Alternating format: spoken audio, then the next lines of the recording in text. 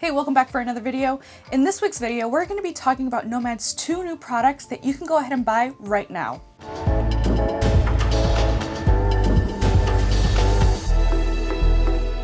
Now, Nomad isn't new to the charging cable at all, but rather I'd say they set the standard for how a charging cable should work and feel. Now, Nomad is known for their cables that are made with Kevlar, which means an inner and outer braid thingamabobber. Honestly, I have no idea what that means, but in fancy terms, it just means that those cables are going to last no matter how long you have them for. Now, of course, with premium material, that is going to equal a premium price tag. Now, I see this more as a buy once and you're set, rather than every couple of months having to buy more cheap cables. Now, if you've been a fan of Nomad from the very beginning, you'll know that they haven't always had cables with Kevlar or made with Kevlar. So as the last couple of, I want to say maybe year and a half ago, they've been phasing out the older cables that don't include or are incorporated with Kevlar and now only offer those type of cables until now. Introducing their newest line of cables, the Sport cables. This is the one that I have with me right now. It is a USB-C to USB-C. It is in a 2 meter or 6.5 foot length of a cable, so I do love that I now have a longer USB-C cable for me to charge my devices. Now, something I didn't know about cables in general is that they do have a certain power to them. So if you just buy cheap Amazon USB-C to USB cables, it may actually not charge your bigger devices. However, with this one, you are set to go as far as charging your iPad, your Nintendo Switch, and even your laptop. Now, this can charge up to 60 watts, which is great, again, for bigger devices such as a laptop. For instance, for me would be the 15-inch MacBook Pro. This I could actually use as a charging cable because I did notice if I just use any rinky-dinky USB-C cable, it's not actually going to charge my laptop while in use. And we'll touch on that a little bit later in this video as well. The more I learned about cables and what their wattage is and how you have to think about that, especially if you're trying to charge bigger devices, that's actually only half of the equation. The other half is going to be the power adapter. And actually, I'm super happy to announce that Nomad now offers their own power adapters. The one that they sent me is the 30 watt, which is the bigger power adapter. They do also offer this in a 20 watt.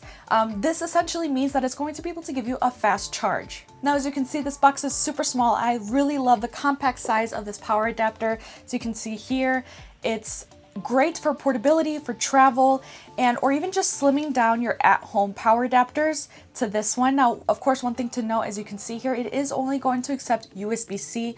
I don't know if they're going to be expanding that to incorporate maybe a USB-A port, but as of right now, especially with all this tech that we have, almost everything is USB-C, but just something to keep note.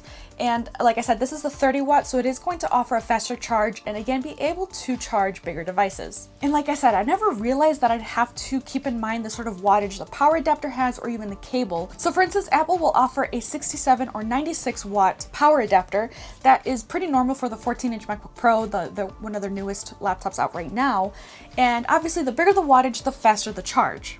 Now, the Sport cable, along with the 30 watt power adapter, makes a killer combo, not only for their slim profile, especially the power adapter. If you compare it with Apple's or any other in the market, you can see that this is very slim and it's a great competitor against the Anker ones, because those are also very well known for their very slim profile power adapters. So I'm really happy to see someone else step into that game so it's not just ruled by Anker.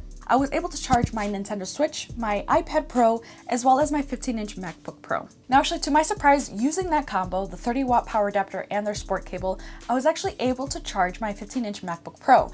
However, having such a low wattage on the power adapter comes with its downsides, which just comes down to charging speed.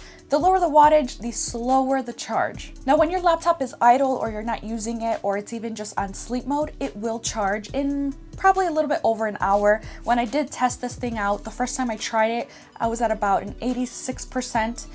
Like I said, I just kind of left it there. I wasn't using it and it did charge. It did say on there that it would take about an hour and 20 minutes or so to fully charge the battery using the 30 watt power adapter. However, if you're wanting to charge your laptop while using it, especially when using heavy programs, whether that be video editing, photo editing, or let's face it, even having Chrome opened, this is actually not going to charge your battery. But rather, instead of charging it, what it's going to try to do is keep your battery level where it's at.